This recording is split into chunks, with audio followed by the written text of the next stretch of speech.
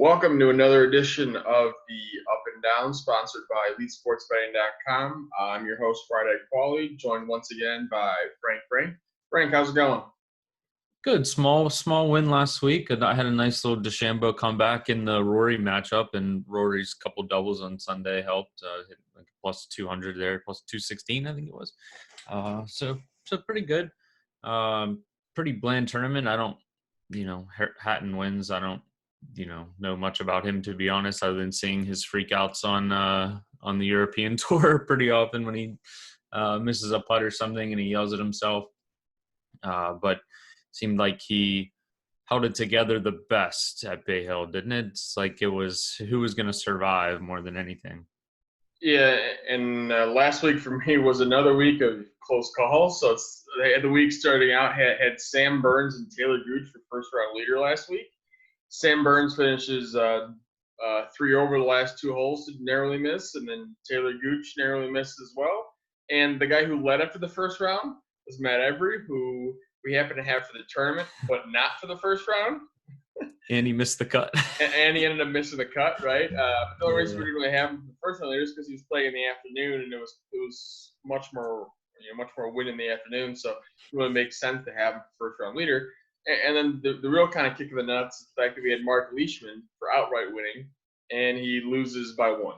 So yep. I think 3 of the last 5 weeks have had somebody in contention in the last 2 holes of the tournament and not win. So that's a little tough. But if we keep putting our guys in position there down the stretch, in the long run we're going to get a lot of winners. Considering the way I set my bets up, we win once out of every 10 or 11 weeks, we're breaking even, and we're already doing that. And we've had 3 or 4 other legitimate chances to where if just one shot goes our way, we get another victory, and that's bound to happen at some point. And I think we both made money last week, right? So that's the end goal. So keep churning that money, and and then every now and again you hit a big week, and that's where you profit. And like you said, it shows you the randomness of what is golf, and especially what is golf betting.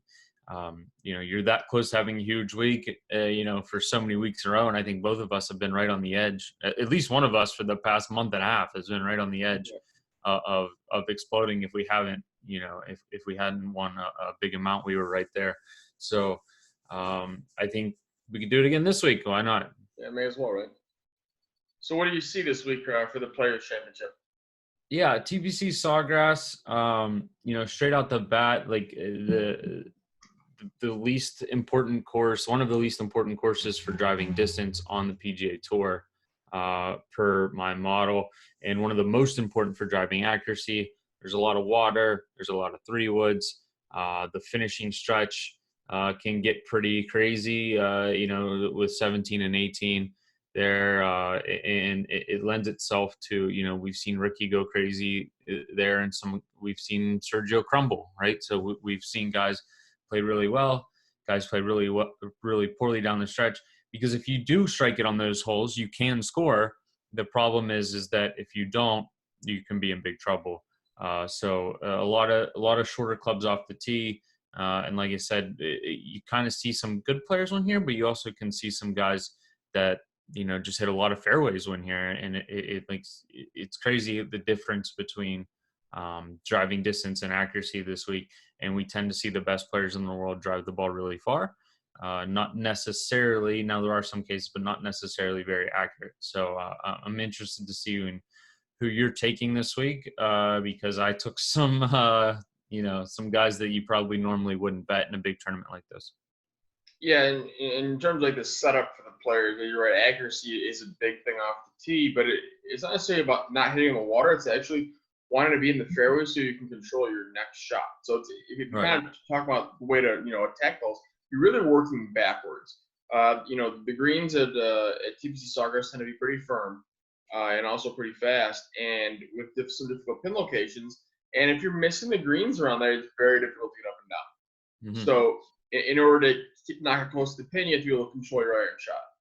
And you're not going to be hitting a ton of wedges in the greens. There's a lot of holes where you're forced to hit if you're not hitting driver off the tee because of there's water or there's bunkers or fairway runs out. It's forcing players to hit longer shots into the green. And then there's obviously the par fours that are 475 yards, and they're not hitting, lob wedges into the green anyway. But if you're missing the fairway, there's not much rough out there, but the rough that's there is very short. And what that means is that that's going to create a lot of flyer lies. And for those that don't know golf, flyer lie is where basically you're hitting the shot out of this lie. Looks pretty good in the rough, but it's very difficult to control distance to where you may hit a 7-iron 175 yards with one swing, and then you may use the exact same swing, and the way the ball reacts out the lie, it might go 200 yards. And the reason for that, from what I understand, is that, you can't control the spin, and lower spin 7-iron goes as far as a 6-iron, and over the greens on the PGA Tour is a bad place to be usually. Yeah, so it's a combination of the spin or some grass getting caught between the club face and the ball at impact, and that's creating or even if it's wet in the morning, you get some moisture, you might have that as well. And whenever there's unpredictability, that's what pros don't like. Pros are kind of meticulous and need to know exactly how far things are going. That's what they're asking the caddy. Well, you have 156 and a half yards. Like literally, some guys in tour will go to the half yard. And I heard JT when the last year they played at Firestone with a conversation with his caddy, maybe like PGA Tour Live or whatever it was. And the caddy was like 126, 127. And JT was like, was it 126 or 127? Because if it's 126, I'm going to play this shot. And if it's 127, I'm going to play this shot. And that blew my mind. Yeah. Yeah. So whenever they're missing the fairways, you have flyer lies. And when it comes in with less spin also, it's going to be harder to hold the green. So hitting it and keeping the fairway is going to be at a premium this week. So definitely you're going to want guys that, aren't straying, completely off the planet. But you're also going to want guys that can, meticulously work their way around the golf course. So obviously this isn't a major, but this is the next biggest event behind a major. And so the mental process of approaching this event is very similar. Sure, there's plenty of birdie holes out here, but I think the guy that succeeds this course is one that kind of strategically attacks it and picks apart the birdies where they need to. You can birdie the par fives. Par threes are not that easy. In the par fours, you got a couple holes that are birdieable, right? But the rest of it's just kind of hold on for dear life. And if you tell a guy he's going to shoot 3 under par every day and finish 12 under, it's not crazy in this golf course, but that's probably going to be around the winning number come Sunday. Yep. And we've seen, the last few weeks in this Florida stretch, we've seen the courses play incredibly tough because of the wind, from what I understand. And it's Tuesday morning, for those watching. From what I understand, the wind is not going to be as bad this week. It should be relatively calm for, Jacksonville, I guess. So I think that we're going to see normal scores. We're not going to see the carnage we've seen the last 2 weeks, I would guess. Yeah, I would expect somewhere around maybe 12 to 14 to be the winner. But the only caveat being here is what the tour decides to do with the greens. So with the temperature only being 75 degrees now that we're in March instead of May, they could possibly get the greens at an insane speed. We saw this about 4 or 5 years ago, where I think Sergio six putted from 15 feet because the greens were absolute glass. You're just putting it back and forth like Happy Gilmore. Exactly, legitimately the fastest greens I've ever seen in my life. And so if they decide to protect the course a little bit and get the green speed at such a high rate, that could prevent scoring from being super low. But I just want to have to wait and see. But if we're seeing any of those, they might post over-unders for scores. It'll be interesting to see what the market comes out on that. If we're seeing any scores, under 70 and a half or something like that for the first round, which is where I kind of would expect markets to open, I think there's going to be value there because I'm thinking the average score for the top players is going to be a little bit below that. Okay. Past winners here, kind of a crazy list when you look at it. McIlroy, Simpson, Siwoo, Jason Day, Ricky, and Martin Keimer. So we've certainly seen the name power, and we also see guys that maybe you wouldn't expect to win. That's kind of like you said, guys that kind of and like you said, guys that kind of plot around and grind it out and take advantage when they have a closer putt or take advantage of the par fives. Yep. So who's one of your first players that you chose to play for outright this week? So one guy that I'm betting on that hasn't played in a few weeks because of surgery is Patrick Cantlay, but it wasn't necessarily golf-related surgery. It was something with, I believe I'm pronouncing this right, a deviated septum in his nose. So Cantlay is one of, the better ball strikers on tour. He's one of the better grinders on tour. He plots his way around. He doesn't mind hitting less off the tee. I think this course fits him pretty well because he's one of the more prominent golfers in the world for sure.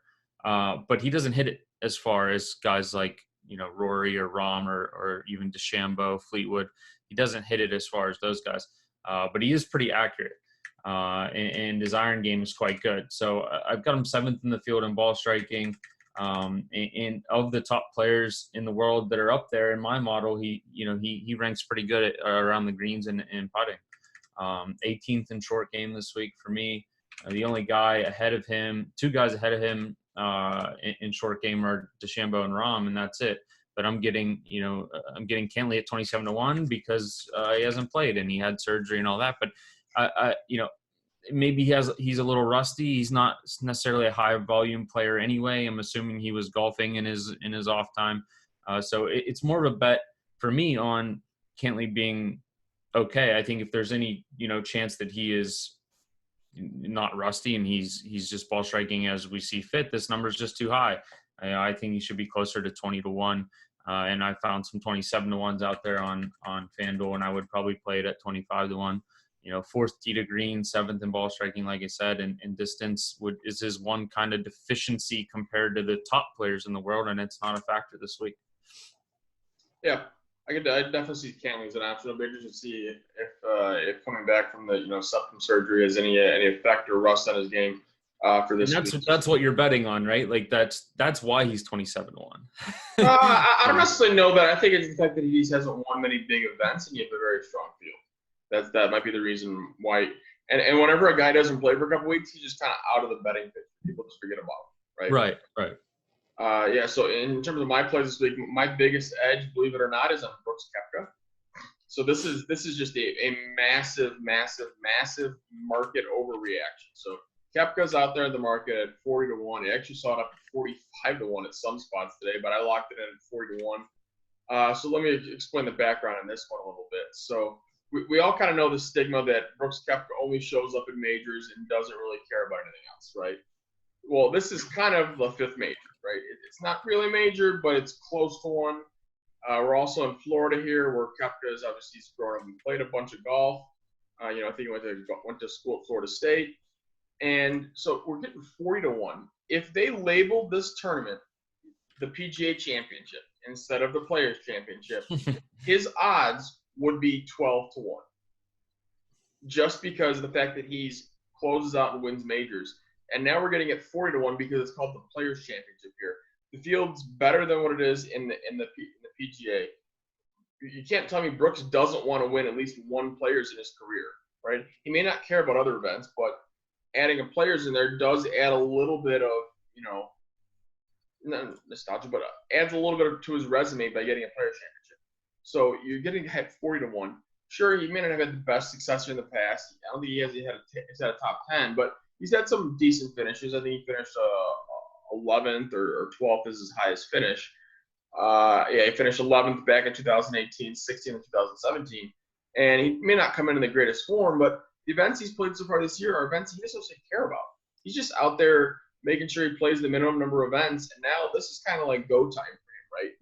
He wants to play good in the Players Championship, so it leads into good form for Augusta, so we can try to win that major. And 40-1 for a guy who is arguably the most mentally strong player out there, knows how to lay up off the tee if needed, and is a really good iron player. 40-1 is just insane.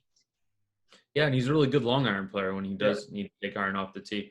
If you look at him last week, so the one thing about Koepka that I've been watching, and I've been trying to watch a lot of his golf when he's on TV or if I can catch him on PGA Tour Live, for this reason exactly. And you see, we talked about it with Rose, and now we're seeing some equipment stuff with him and all that. But it's starting to get to the point where the numbers are getting too high, right? Like we know that this guy will regress back to maybe not being, a guy that's going to win 4 out of 5 majors or something, but going back to a guy that is going to be a quality golfer.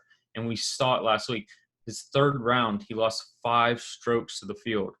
His first round, he gained a stroke tee to green. His second round, he gained 1.2 strokes tee to green. and in this fourth round, he gained 2.5 strokes tee to green on the field. He looked pretty good outside of Saturday, right? Like, and it was diabolical. You know, you get one little hiccup or one little bad hole, and it kind of throws your whole day into a tailspin.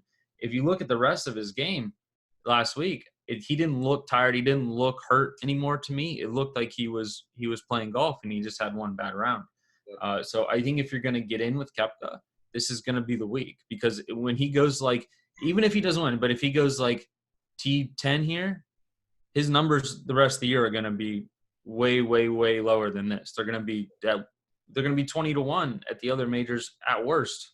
Oh, he will be nowhere near 20-1 at the majors. I mean, if he's above 12 or 13-1 in the majors, I'm probably going to be firing on him just because of how he plays in the majors. It's just he's just that good in big events. And if you're seeing 40 or 45, that's so hard for me not to play it there. Yeah, it's 40 almost across the board. It was 40 in 4 different shops. So yeah, and in my model, to be honest, his biggest issue in my model is his putting. I'm 94th in putting, but the ball striking is still top 25. His tee to green is 21st. So I don't think his game's suffering that bad compared to, you know, some other guys that we've seen struggle. I think Rose has struggled way worse from a ball striking perspective than Koepka has. And like I said last week, if you throw out his third round, Koepka probably competing to win that tournament. Yep. Right? At a course where you don't there just wasn't a lot of strokes to gain to begin with, because everyone was so packed in and there were so many bad rounds that he gained 2.5 strokes on Sunday. So if you're going to get in with Koepka, this might be your last chance. Yeah, and I was just looking at the future odds right now. So for all 4 majors, he's 12-1 or better, between 10-1 and 12-1. But so if he continues to struggle, and you're telling me I'm getting 4 times my money on that right now, how do you not play that, right? Yeah, and if he continues to struggle, you maybe could see him in the 20s. But that's what I was saying. If he's a 10th finish just this week, you're going to see his number cut in half in his next tournament. He would have to break at worst. You'd have to break an arm to be 20-1. Yeah, yeah.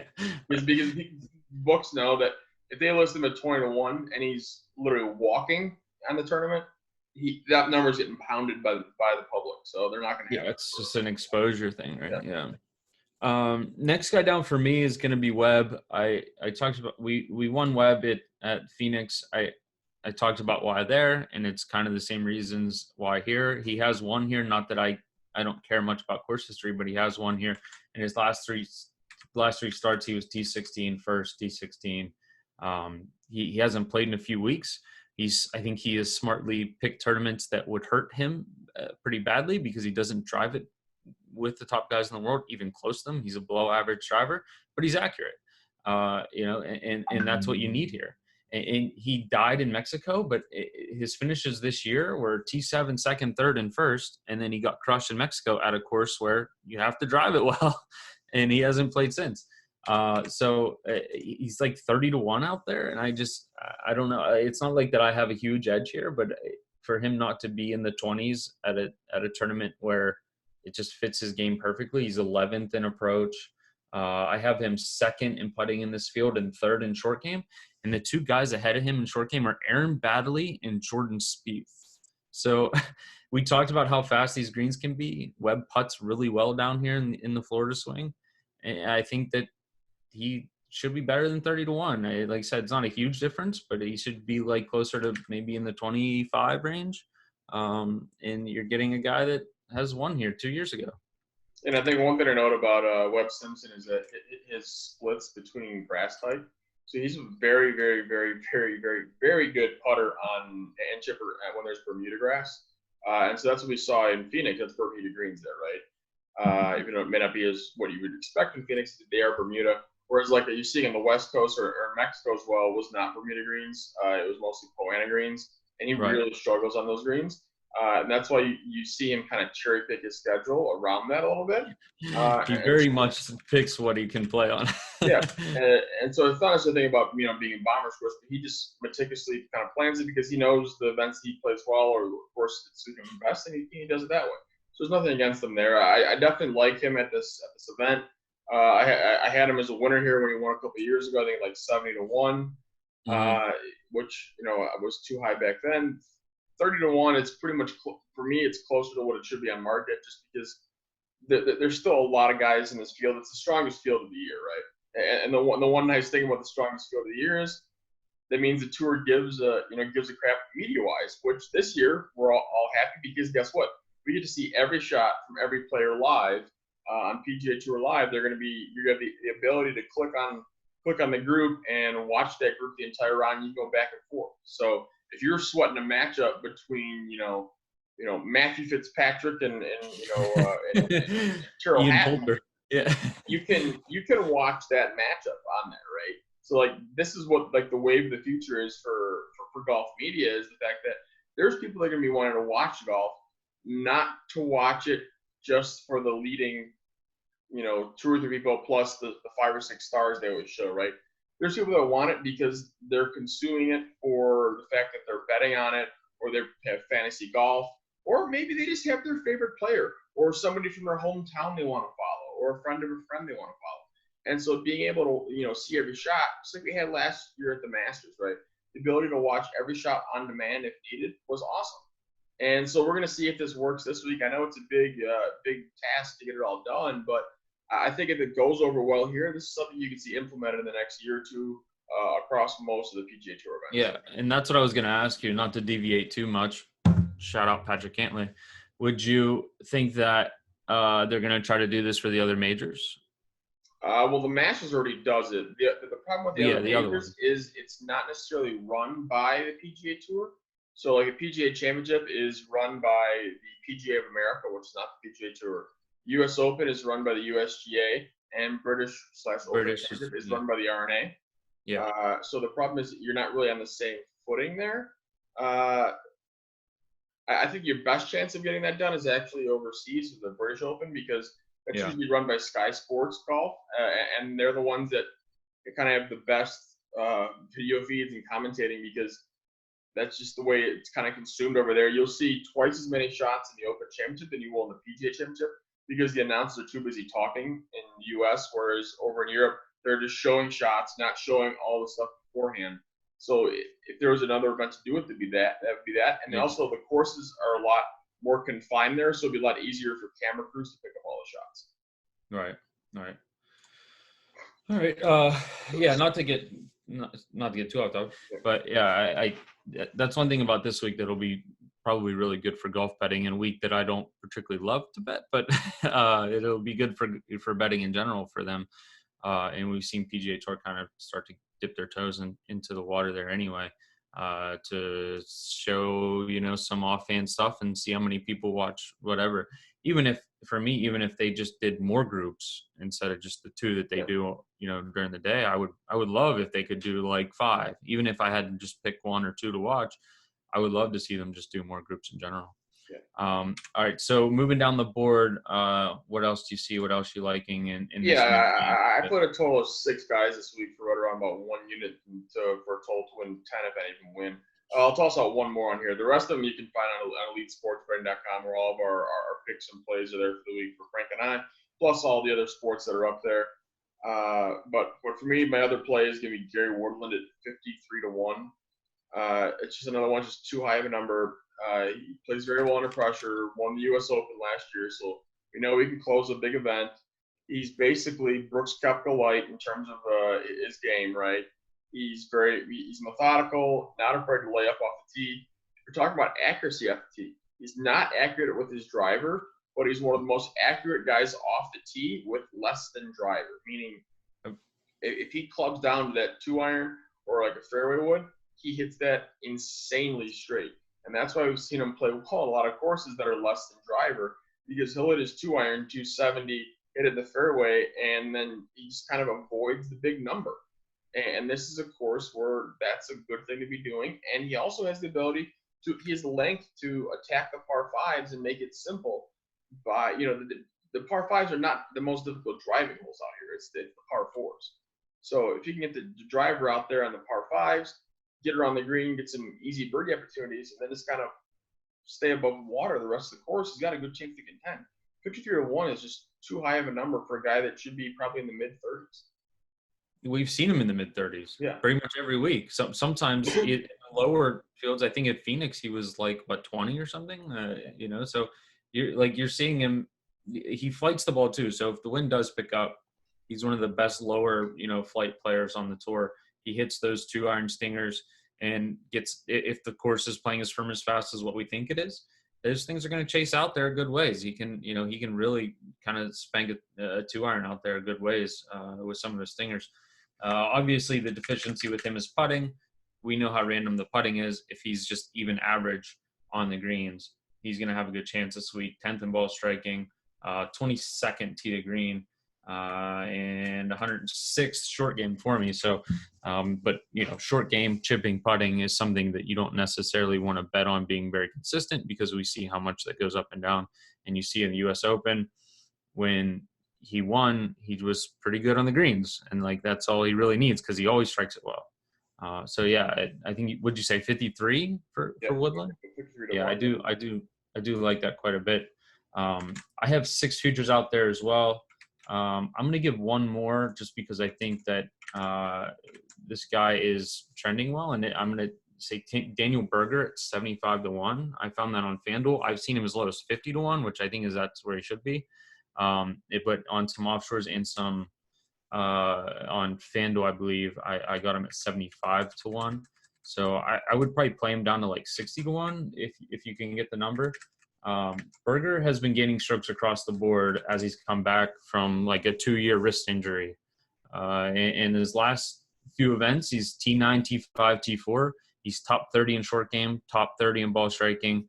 This number is just like, you're just not going to see a guy that's playing this well as of late, and we can't go back too far because of his injury. But this year so far, he's been really good, and I think that a course like this, he's not a terribly long hitter, but he's a good ball striker. I think a course like this, where we've seen guys come out of the woodwork and win, I think Berger could be one of those guys this week. So I wanted to throw that out there because as a guy, it's one of my bigger edges this week, and I don't usually play super far down. So 75 is a decent long shot for me. Do you see anything way down in the, hundreds to 200s? I think last week you played a 500. Do you see anything way down there? Yeah, I played 1 or 2 guys down there, but I'll kind of leave that for the subscribers there over on the site. But in reference to Berger there, Berger at 75 is definitely a value. I didn't have a 75 out there when I was making the bets. I got highest. His number was everywhere. Yeah, it was like 60. So if it was 75, he actually would have made my portfolio this week. The one other thing to note about Berger is the way his swing is. So his swing is very flat on the way back. And for those that don't know about golf, flat is meaning that it's going back like this. More parallel. Whereas opposed to your club being vertical, the top of your swing is more steep. And just it's the way your club comes into impact at the ball as well. Steep meaning you're coming more on top of it. Flat coming more like a baseball swing in terms of swing. And the reason why a flat, ball, or swing or ball play helps here is in terms of fly or lies. So if you're coming in super steep in the ball, you're pinching a little bit more and have a higher tendency for more fly or lies if you're coming in flat. Is that because the ball fly up the face a little bit more? Is that what Yeah, so if you're coming in steep, you have a better chance of hitting it when it's pinching off the club head. It's going to launch more off there. Where if you're coming in flat, it's going to have a less chance of coming with a fly or lie. So you're going to want guys that have a tendency for a little bit flatter swing.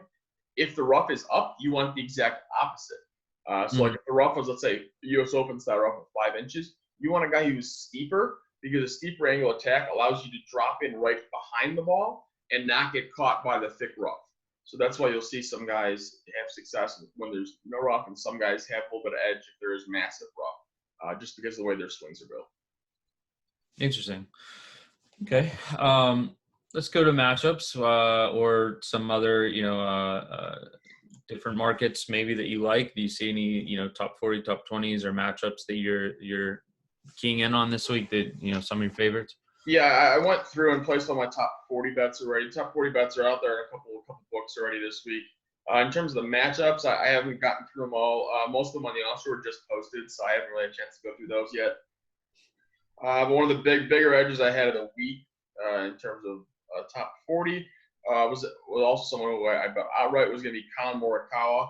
So you're able to get Colin Morikawa at minus 110 for a top 40, which, sure, he's, kind of a rookie on the PGA Tour and, not really a household name, but he's extremely consistent. He's the best iron player on tour, and he's also the second best player in this field in terms of a good drive percentage, meaning like he doesn't, if he misses the fairway, he just barely misses it. He doesn't miss it by miles, which means he's going to keep it in play on this course. And in terms of like top 40 finishes, he's made every cut as a pro going, in the last year. So it's whatever, 25 events. And I think he's only finished outside the top 40, I think, in 4 events. And 2 of those were like 42nd place finishes. So it's one of those where I expect Morikawa to make a cut here.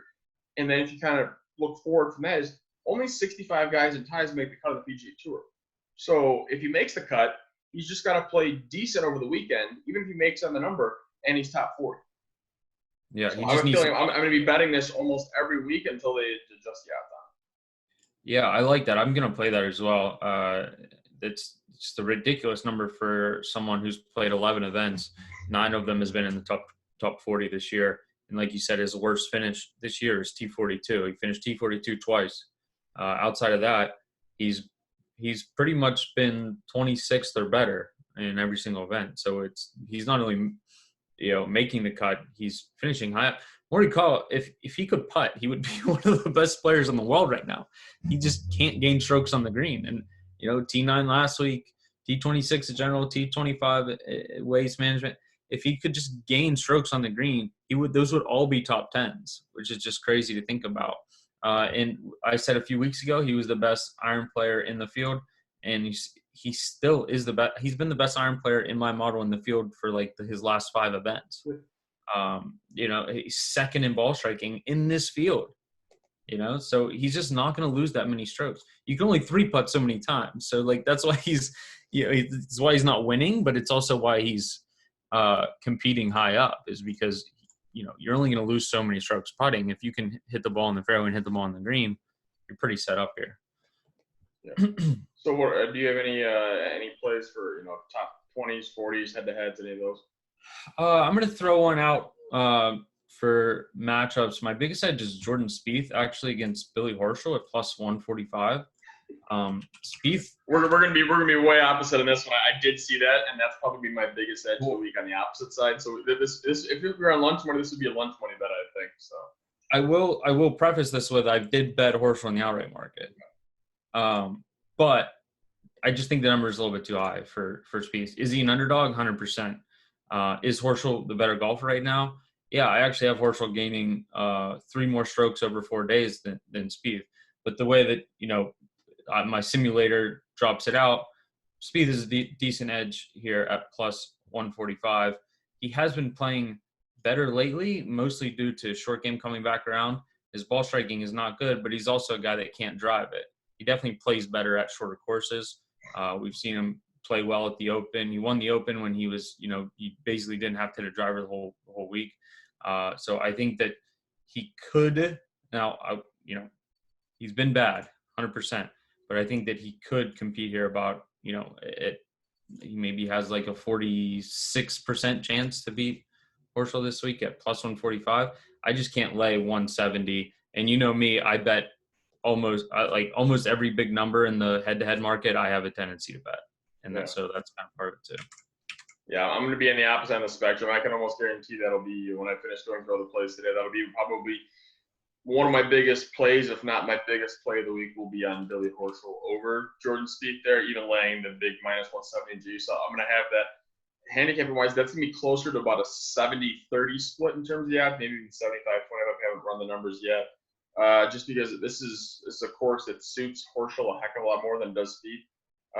In terms of like the Spieth course fit, when he goes off the rails off the tee, and that puts you in really bad spots on this course. So if we even look at when Jordan Spieth was, at the top of the world, like right when he was number 1 in the world, looking like he was unconscious, right?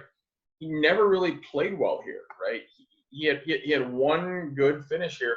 Other than that, he was struggling to make a cut. He's played this event 6 times. He's missed the cut 4 times, and then the other ones were 41st and 4th. Like, for a guy of his caliber, which is strange because the short courses were his thing, right? But accuracy off the tee is what absolutely kills him, and that's what has been his crutch for his entire career. And when he goes off the rails, it's just punished here because he doesn't have the ability to scramble. Sure, he's a good scrambler around the greens, but when you hit certain shots in this course, it doesn't allow you to recover. If you hit a bad shot on half these holes, you're taking a penalty, or you're in a spot where you can't get up and down from.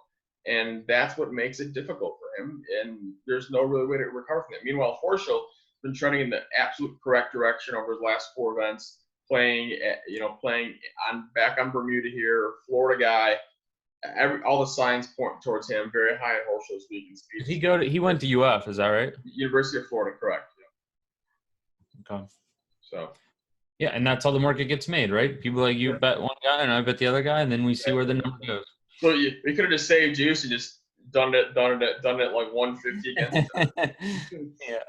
Yeah. We should probably do that more often, I guess. Yeah, we'll go a month's salary at plus 150, and there we go, right? It's not fair because you're always laying the vig and I'm always playing the dogs. And exactly, right? Yeah. All right. Yeah, you can get all of our – I think I have 5 more head-to-heads, so a big head-to-head week for me at this course. So I think I have 5 more, and you can get all those at leastsportsbetting.com in the PGA bet packages. And I know Paulie will add a bunch of plays throughout the week and throughout the weekend. Look forward to watching. I might even just throw some stuff in there because I want to watch something, early morning Saturday, vaguely hungover. So we'll see how it goes. Yeah. So as you said, you can find all of them on elitesportsbetting.com. I'll have picks up for tournament head-to-heads, round by round head-to-heads, any prop bets. You'll see, I'm sure, a bunch of books posting some props probably either late on Tuesday, early Wednesday, maybe like over-under scores, over-under birdies for some of the top players. So definitely be looking to attack some of those markets as well, because those tend to be some of the, have some of the biggest edges, just because books don't know how to set the numbers for that. They just kind of toss it out to let the market make it. So if we happen to see some good lines, we bet in those as well. And so any other closing remarks here, Frank, or are we good to go here? No, that's it. We'll probably talk more golf here today on Lunch Money too. So, for those that watch both, I'm sure we'll get to some other stuff there as well. Okay, sounds good. Well, this has been another edition of the Up and Down, sponsored by EliteSportsBetting.com.